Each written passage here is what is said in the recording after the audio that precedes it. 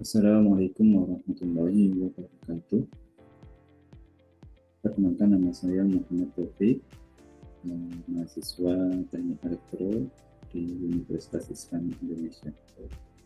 Baik, di sini saya akan presentasikan terkait power plant atau PLTA berkaitan dengan renewable energy.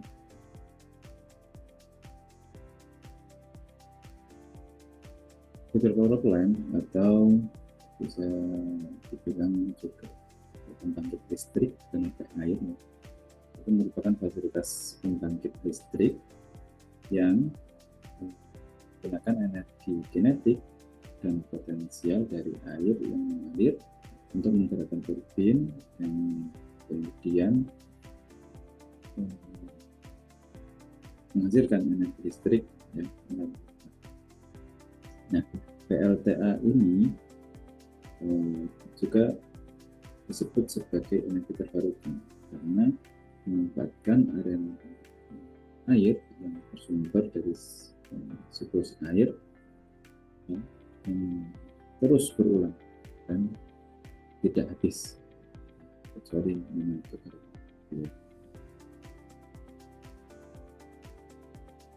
Nah, prinsip kerja pada PLTA cukup sederhana. Karena itu air disimpan di bendungan atau waduk. Ketika di waduk, ketika dibutuhkan, air dialirkan melalui saluran penstop menuju turbin. Nah, energi kinetik air memutar sudut turbin, turbin memutar generator untuk menghasilkan listrik.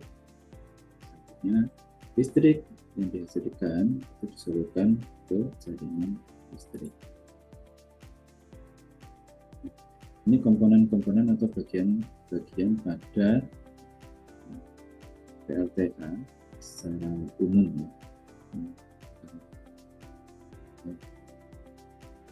PLTA pada umumnya.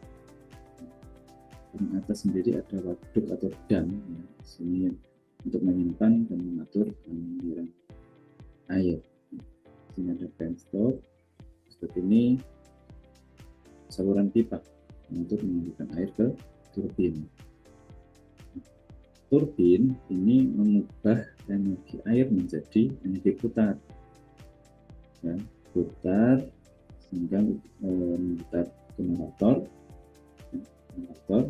sehingga generator ini mengubah energi putar dari turbin ya, sehingga menghasilkan listrik. Di sini juga ada power house. Power house itu bangunan ya yang menampung turbin dan generator. Nah, selanjutnya di sini ada talrage. Talrage itu saluran untuk mengembalikan air ke sungai. Di sini juga ada transformer, yaitu mengubah tegangan untuk disalurkan ke jaringan listrik.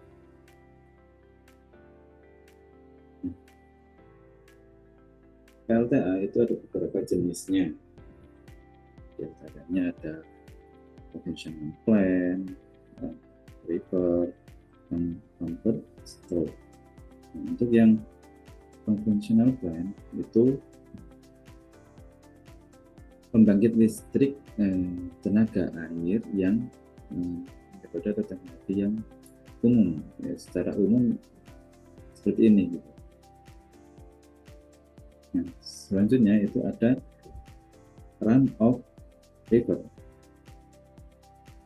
Nah, kalau yang PLTA ini tanpa waduk besar ya, karena dia itu bergantung pada aliran sungai langsung, jadi berdasarkan sifatnya air ya, yang dari tempat yang tinggi ke tempat lebih rendah. Kapasitasnya output pun itu tergantung dari kecepatan air. Itu untuk musim penghujan tentu air akan lebih deras. Nah, selanjutnya ada pumped stroke. Stroke ini sistem dua waduk, ya. Ada waduk yang di atas, ya, juga yang di bawah. Ini digunakan untuk menyimpan energi, ya, terutama saat permintaan listrik rendah. Di bawah itu ketika siang hari, maka airnya akan ditarik atau dialirkan ke atas, ya.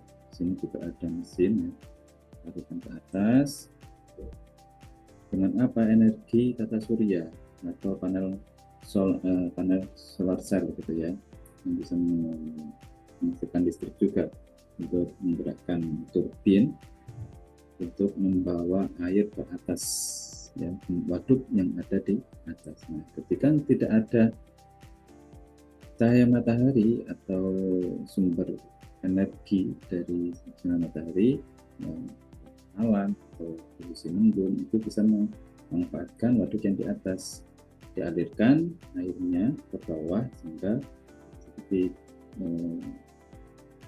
menggerakkan turbin, terus menggerakkan generator sehingga menghasilkan listrik walaupun dalam tidak mendukung, ya, mendung, jadi bisa sebagai pembangkit kita siang. Nah, selanjutnya terkait tipe-tipe, ya, tipe turbin air. Sampai saja itu ada dua tipe, impulse turbin dan reaction turbin. Sini impulse ada dua. Yang pertama itu ada Pelton turbin, ya. Dia menggunakan semburan air tekanan tinggi, ya, tinggi, terus cocok untuk head tinggi dan debit rendah. Nah, kalau yang cross flow turbin itu air mengalir melintasi suhu 2 kali. Nah, suhu itu seperti baling-balingnya, suhu itu kayak baling-baling gitu. Nah, efisien, ya, untuk head rendah sampai menengah. Sering digunakan juga di mikrohidro. Nah, tipe yang selanjutnya itu adalah reaction turbin. Ini kami tiga, ya. Kaplan turbin, utama kaplan turbin itu mirip baling-baling, ya. Suhunya bisa disesuaikan, ini, ya, disesuaikan tingkat kemiringannya. Nah, seperti apa? Bisa mengatur kecepatan putaran berdasarkan air yang mengalir. Nah, ini cocok untuk head rendah dan debit besar, seperti sungai datar, ya. Selanjutnya yang kedua ada French turbin. Ini air masuk secara radial, keluar aksial. Nah, maksud dari radial itu air sungai masuk dari samping gitu, ya, tegak lurus terhadap poros turbin. Seolah-olah air bergerak dari luar ke dalam atau sebaliknya, ya, seperti jari-jari pada sepeda, atau lebih kalau menunjukkan itu dari samping ke tengah, radial itu. Nah, kalau yang aksial, ya, aksial itu maksudnya gimana? Aksial itu aliran air sejajar dengan poros turbin. Artinya air mengalir lurus masuk dan keluar searah sumbu, ya, seperti air yang mengalir sepanjang pipa. Secara besarnya aksial itu, ya, dari depan ke belakang atau sebaliknya sepanjang sumbu poros, ya. Nah, tipe yang reaction turbin yang ketiga itu ada kinetic turbin, yang dia memanfaatkan langsung aliran air, ya, tanpa pembuangan. Dia juga digunakan untuk arus sungai atau laut, ya, mirip turbin angin dalam air. PLTA tentu juga ada kekurangannya.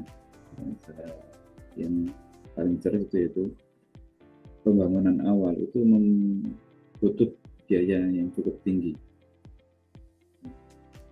karena turbinnya, waduknya kan untuk membendung air sampai menghasilkan air yang cukup besar. Nah, dampak lingkungan pada ekosistem sungai, tentu ekosistemnya akan berubah gitu ya.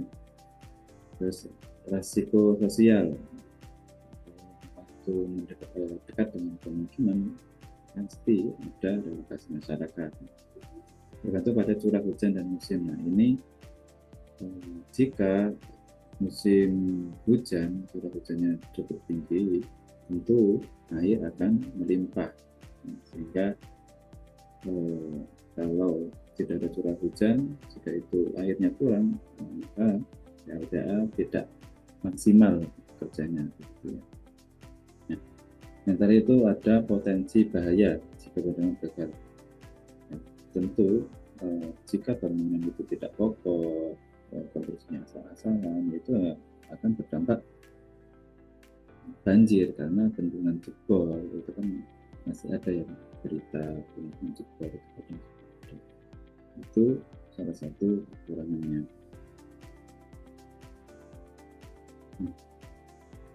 Selain kekurangan, tentu ada kelebihannya. Nah, di antaranya energi bersih dan terbarukan. PLTA ini merupakan energi terbarukan yang seperti disinggung di awal, karena dia memanfaatkan aliran air saja, ya, jadi tidak menggunakan atau mempengaruhi airnya gitu. Selanjutnya, emisi karbon sangat rendah, ya, efisiensi tinggi 90%, bahkan bisa lebih, ya. Usia operasional juga lama, terus dapat digunakan untuk pengendalian banjir dan irigasi. Tentu wilayah-wilayah yang riskan banjir itu juga bisa dikendalikan karena kita membendung air di hulunya gitu ya. Jadi yang bagian hilir maka bisa dikendalikan curah atau debit airnya gitu ya. Nah, selain itu juga biaya operasional. Nah, kalau biaya operasional itu setelah pembangunan selesai itu cukup rendah gitu ya, tidak begitu besar. Nah, kesimpulannya, PLTA itu merupakan pembangkit listrik yang memanfaatkan air untuk menggerakkan turbin dan menghasilkan energi listrik. Berdasarkan cara kerjanya, turbin air dibagi menjadi impuls seperti Pelton dan cross flow dan reaksi. Kalau yang reaksi itu seperti Burns dan Kaplan, serta turbin kinetik yang memanfaatkan arus air langsung. Nah, PLT ini juga efisien, ramah lingkungan, dan dapat dimanfaatkan untuk irigasi serta banjir. Namun, samping itu juga memiliki tantangan seperti biaya tinggi dan dampak lingkungan yang perlu dikelola dengan bijak. Terima kasih. Sebagai kalimat penutup ya, air yang mengalir tak pernah lelah memberi daya, tapi itulah seterusnya energi masa depan, bersih, terus mengalir dan tak merusak kehidupan. Demikian yang dapat saya sampaikan, kurang lebihnya mohon maaf. Saya akhiri. Assalamualaikum warahmatullahi wabarakatuh.